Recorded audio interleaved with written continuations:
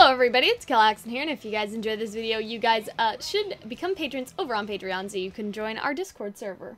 But today, we are going to do a paid Patreon video from Aaron. So he wants to talk about a Blake versus Yang fight.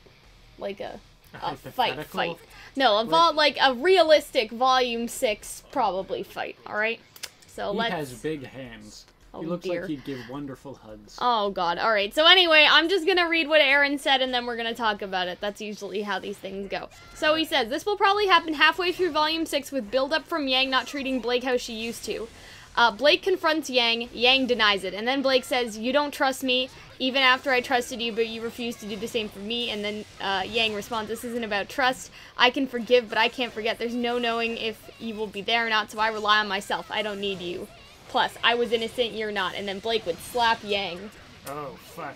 Man, she has a lot of poor luck with slapping, doesn't she? I just want to say, though, that remember how Blake didn't trust Yang, though, in the tournament? So that could also be, like, something that's going on there. Oh, Hunter, come on, you're so close. Don't do this to me. So that could also be something that's, like, a thing, right? And so, point 3, the fight. So Yang would dominate the fight. Dominate. Sorry. We all know how they both fight. There would be no clear winner because somebody would break it up, but Yang would have the advantage most of the time. Would it be kind of like in Avengers when Thor fought Iron Man? I don't know. Or was it Iron Man fought Captain America? I think they all fought. It was fun, but it was short, and that's kind of what made it fun. Yeah. So how is this good for Yang? She will show to be independent, no need to rely on anyone, no more crying. She takes care of herself. She learned she doesn't make the same mistakes. She isn't a naive girl anymore, but she's happy to be with those that she loves. But she does it because she wants to, not because she needs to. And this reasserts Yang as the strong one. No longer is she weak or broken. Yang can finally move forward because she has handled her past. How is this good for Blake? For one, Sun can help her. She must do this herself. She must learn from her mistakes. She was wrong, but she can't fix it. She has to live with it, face it and accept it, not run away. She has to face her past. She must learn to stand on her own. She must learn to give Yang space and to carry on. So 6, permanent change. This allows both Yang and Blake to bond with each other to wrap up their story and move forward. Can they fix their relationship? Yes, but it will never be the same. Once something is broken, even after repairs, there are still cracks. This gives a situation a realistic outcome and allows them to rebuild their friendship, but it will never be the same. Blake can't take away Yang's doubts, but Yang can't stop Blake from trying to make it up to her.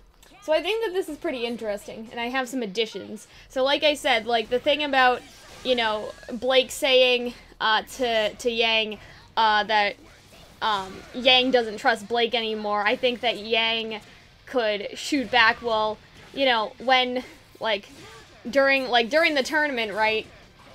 Blake didn't trust that Yang didn't hit Mercury, right? That was like the whole thing there. Is that Weiss believed Yang, but Blake was like, I don't know, like you look kind of like Adam over here. That's literally something, you know, sort of what she said, right?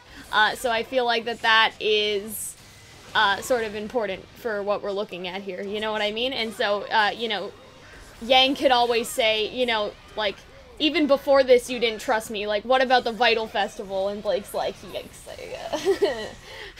you know what I mean? And so, like, they can have that sort of confrontation, as well. I feel like that would be a good addition to the trust thing, and that this also kind of shows maybe that Yang is starting to act a little more like Raven, and I feel like that maybe someone should point that out to her, you know what I mean? That this is a very Raven thing to do. A lot of people end up like their parents. It's not my fault mine's a murderous bandit. Yeah.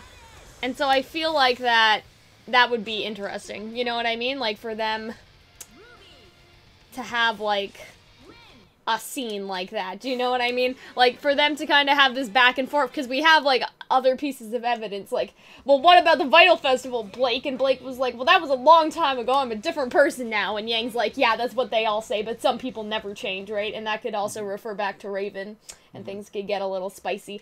Yeah, but I like what you said, that it would be, like... Do you think it will boil over to the point? I mean, like, I don't think they're gonna actually, like, fight, like, I see this as more of a fist fight.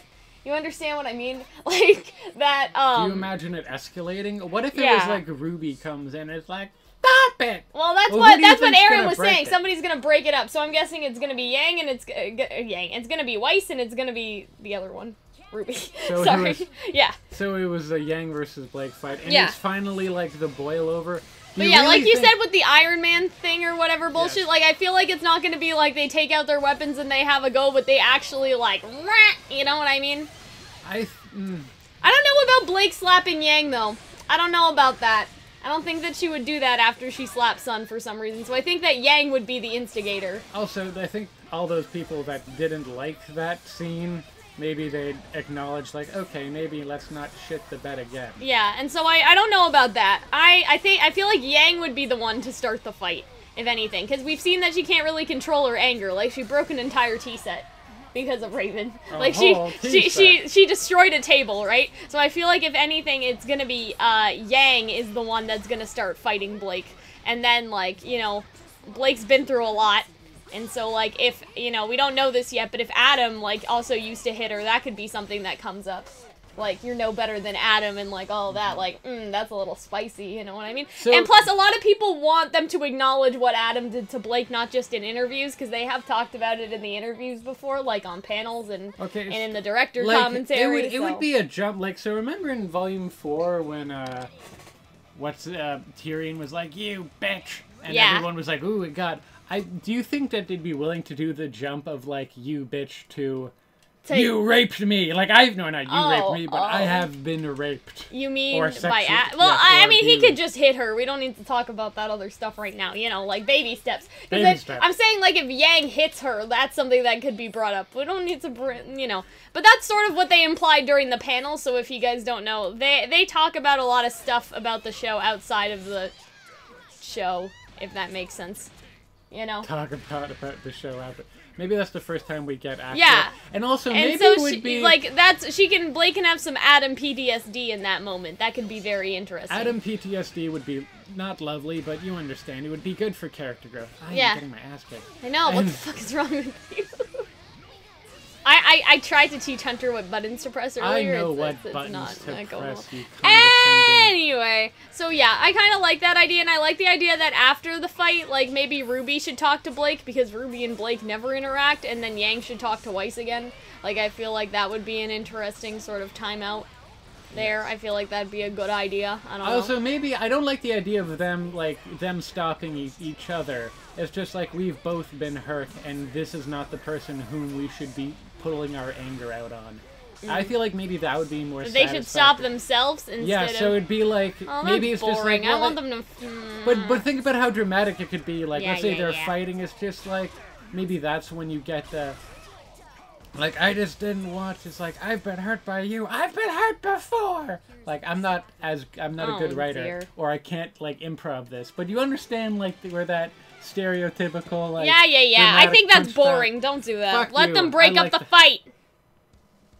Well, then what? Then how does the fight, like, resolve itself? Then they go talk it out later. No one ever talks it out later. You stop a fight and you're like, I'm gonna fucking kill you. Then you stew and you stew. Well, and if you're a man, you die with it as a horrible pit in your stomach. And that's how you do it, What are you talking about? I may be going through my own issues. Anyways. Okay, great. No, but what I was saying, like, what I mean is that I think that they can talk it out after RWBY and Yang have a talk, or RWBY and Blake have a talk, or Weiss and Yang have a talk. You know what I mean? Like, why? I don't know. I just like it because I feel like stuff between characters are more interesting when it's just the characters. Yeah, but there's all of the characters. Well, I'm just saying, it's just like, when it's between just the two characters, it's more interesting when it's just between the two characters. Have you ever seen two people break up their own fight? In real life? No, but I've seen, like, but fights could boil over to the point where, like... Come on. Our own fights have gone that way, Cal. Yeah, but we're not getting into a fist fight. Like, they would be fist fighting, they'd be hitting each other, like, you are denying your own ability to kick my ass on a regular basis. Right. I don't want to hear this revisionist history nonsense. Right.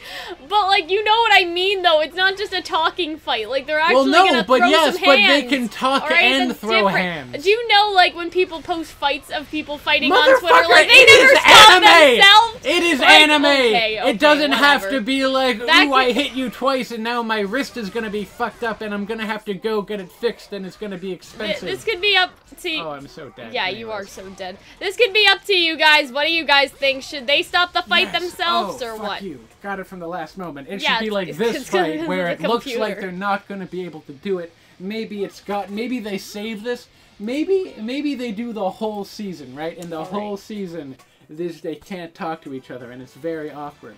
But then in the last moment, when like something terribly wrong has gone in Atlas, and everything falls apart, and Blake and Yang are very raw, then they just want to fucking murder each other. And right before they're about to do it, like right before I was about to kill Long Arms Boy, they stop and they look each other, and it's just like, you're not who hurt me. Yeah, but they did hurt each other! What are you talking about? But it's like, you know who really hurt me. I realize that sometimes there's some people you gotta cut out. I'm done with you. Alright, I hope that you guys enjoyed this video. If you did, you guys should be patrons over on Patreon so you guys can join our Discord server and talk with us more and tell us your questionable ideas, I guess. And if you are a patron over a certain amount, we will do your theory just like we did this one. And I will see you later. Bye, guys!